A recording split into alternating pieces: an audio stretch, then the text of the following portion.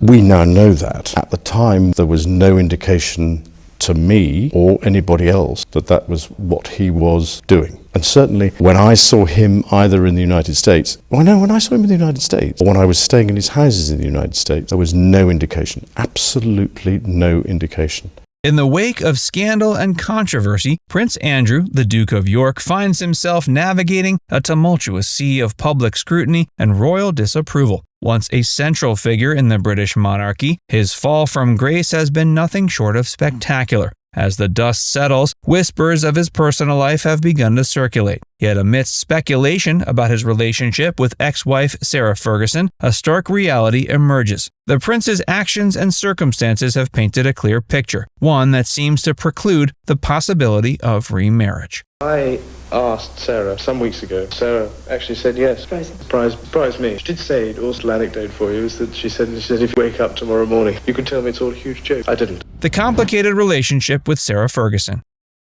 Prince Andrew's relationship with Sarah Ferguson, affectionately known as Fergie, has been a roller coaster of emotions, scandals, and unexpected twists since their lavish wedding in 1986. Their marriage, which initially seemed like a fairy tale, began to crumble under the weight of public scrutiny and personal differences. By 1992, the couple had separated, and their divorce was finalized in 1996, marking what many assumed would be the end of their story together. But the Duke and Duchess of York defied conventional expectations of divorced couples. Instead of growing apart, they maintained an unusually close relationship that has puzzled and intrigued the public for decades. Despite no longer being married, Andrew and Sarah continued to live together at the Royal Lodge in Windsor, sharing a home and raising their daughters, Princesses Beatrice and Eugenie, in a united front. This unconventional living arrangement has fueled persistent rumors of a potential reconciliation. The couple's behavior has only added to the speculation, as they've been spotted together at various royal events and family gatherings over the years. Their joint appearances at their daughters' weddings and other significant occasions have showcased a united front that many divorced couples struggle to achieve. Sarah has often spoken fondly of her ex-husband in interviews, referring to him as her handsome prince and describing their relationship as one of the happiest divorced couples in the world. This public display of affection and support has led many to wonder if there's more to their relationship than meets the eye. In recent years, their bond seems to have grown even stronger. Sarah's presence at royal family events, such as Christmas gatherings at Sandringham and Easter services, has become more frequent. This increased visibility, coupled with their continued cohabitation, has reignited speculation about a possible remarriage. The couple's dedication to co-parenting their daughters and now co-parenting their grandchildren has further cemented their unique bond. They've weathered numerous storms together, including personal scandals and public criticism, emerging as a united front each time. Despite the persistent rumors and their undeniable closeness, both Andrew and Sarah have remained coy about the possibility of remarriage. The relationship exists in a gray area, neither fully together nor completely apart. As you say, all of this goes back to your friendship with Jeffrey Epstein. How did you first become friends? How did you meet? Well, I met through his girlfriend back in 1999, and I'd known her since she was at university in the UK. And it would be, to some extent, a stretch to say that as it were, we were close friends. I mean, we were friends because of other people.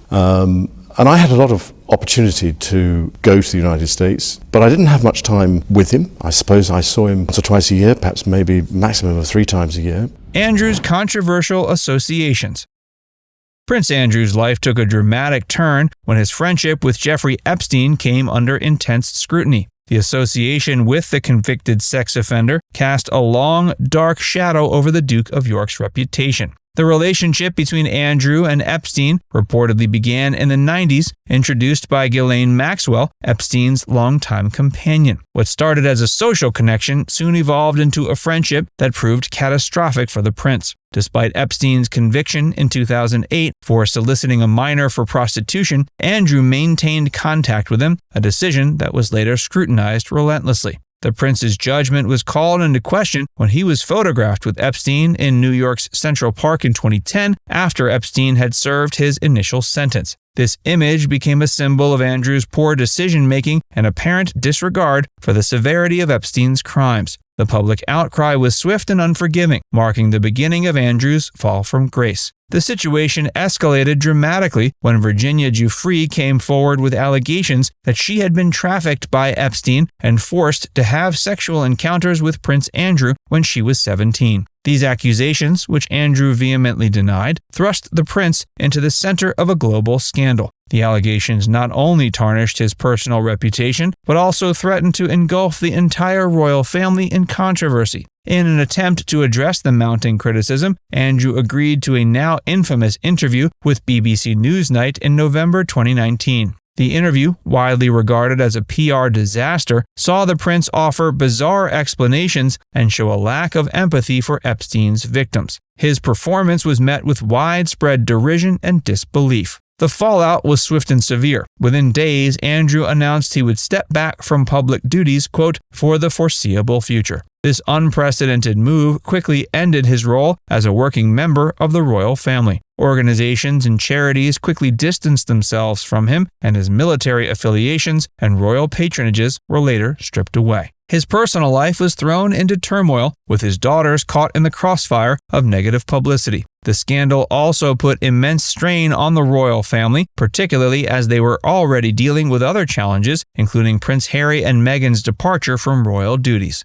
I can tell you categorically, I don't remember meeting her at all. I do not remember a photograph being taken, and I've said consistently and frequently that we never had any sort of sexual contact whatever. Financial and legal challenges. The fallout from Prince Andrew's controversial associations has extended far beyond reputational damage, plunging the Duke of York into a quagmire of financial and legal challenges. These difficulties have not only reshaped his personal circumstances, but have also cast a long shadow over his future prospects, including any possibility of remarriage. Financially, Andrew's situation has become increasingly precarious. His withdrawal from public duties meant the loss of his taxpayer-funded income, a significant blow to his lifestyle. While he retained his title as Duke of York, the removal of his military affiliations and royal patronages further dismissed his capacity to generate income through official channels. This sudden shift from a life of royal privilege to financial uncertainty has been a stark reality check for the prince. Reports have circulated about Andrew's struggle to maintain his lavish lifestyle, including the upkeep of Royal Lodge, his Windsor residence. The property, which he shares with Sarah Ferguson, requires substantial maintenance, and questions have arisen about his ability to afford such expenses without his previous royal income. On the legal front, he's faced a series of daunting challenges. The civil lawsuit filed by Virginia Giuffre in the United States posed a significant threat financially and in terms of his reputation. The prospect of a trial, with its potential for further damaging revelations, loomed large over the prince. Even though a settlement was eventually reached, the financial implications were substantial, with reports suggesting a multi-million-pound payout. But the settlement did not mark the end of his legal woes. Questions persisted about how he'd fund the settlement and his ongoing legal fees. Rumors swirled about potential financial assistance from the Queen or other royal family members, further complicating the family dynamics and public perception. And investigations into Jeffrey Epstein's associates continued, keeping Andrew in the crosshairs of potential further scrutiny. The ongoing legal uncertainty has created a cloud of unpredictability over his future, making any long-term personal or financial planning a challenge. These financial and legal challenges have effectively trapped Andrew into a state of limbo, unable to move forward with his life in any meaningful way. Now it's time to hear from you. Should there be a path to redemption for public figures involved in controversies like this? Let us know in the comments section below.